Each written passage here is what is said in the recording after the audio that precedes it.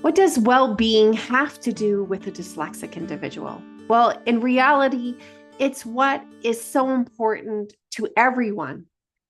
Well-being should be a topic of conversation in our everyday lives. And unfortunately, I think many people actually misunderstand what well-being really is about. Well-being is different than happiness.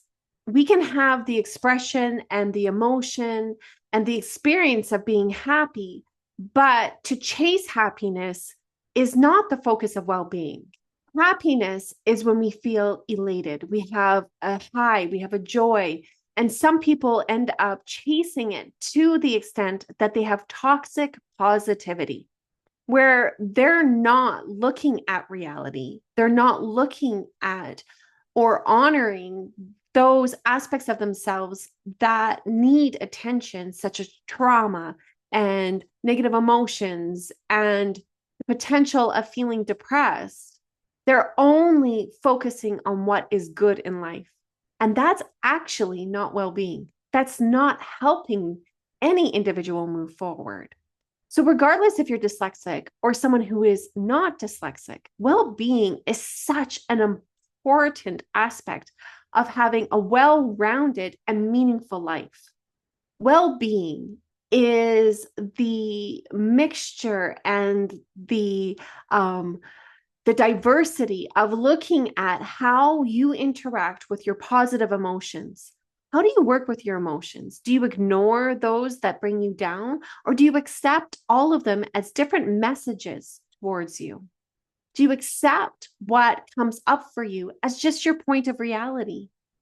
Or is it that you focus on that toxic positivity where you only want to say life is fantastic, even if it's not? Well-being takes a look at our experiences. What experiences are you having in your daily life that is allowing you to grow and shift how you see the world and yourself? What experiences do you go through that actually take a look where you can grow into who you're supposed to become versus staying stagnant in who you are? Well-being is about looking at your relationships. And do you surround yourself that with people who lift you up? Do you surround yourself with people who are real in their own lives? Do you surround yourself with toxicity or negativity? Because those that you hang out automatically, and research has shown this, will influence how your well-being is processed within your own life. Well-being is about taking a look and recognizing where you matter in the world. Where are you within yourself and with no one else or nothing else holding you back? What do you bring to your moments? What meaning can you bring to others?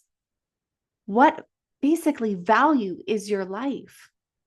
And being able to say, I bring connection, I bring realism, I bring problem solving, I bring this to others, and I matter because of the way my brain works. I matter because I see the world differently. I matter because I experience life as a whole is well-being.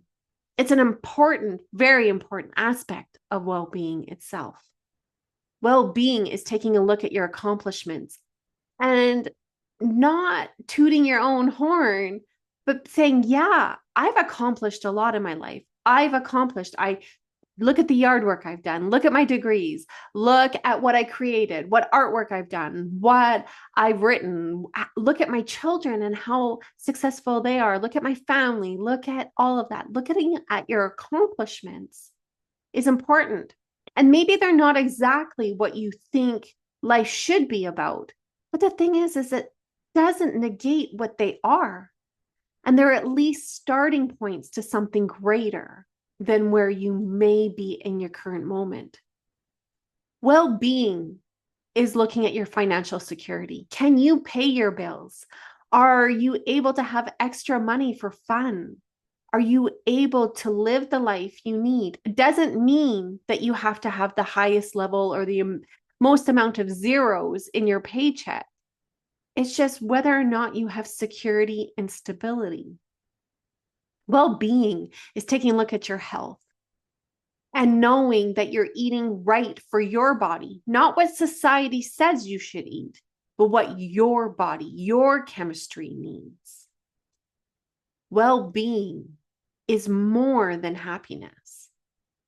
And I wanted to take time in this podcast to share that because I think that's a message that gets missed. When people think of positive psychology and well-being, they think it's all about having happy. And happy is important, but so are our sad times. So are our low times in life. They're equally important because they bring about a balance. They bring out diversity and experience, and they bring about a richness to our lives if you're willing to see them that way. If all you experienced were joys in your life, how would you know that you've grown? You wouldn't. And when we grow into who we need to become, we have higher levels of well-being. We have a higher level of richness in our life. So whether you are successful or not, go out and be messy in your life and really relish in the diversity that comes with it. Because even if you fail, you have an amazing story to share with somebody. And this is psychological richness. And it's so important for our well-being.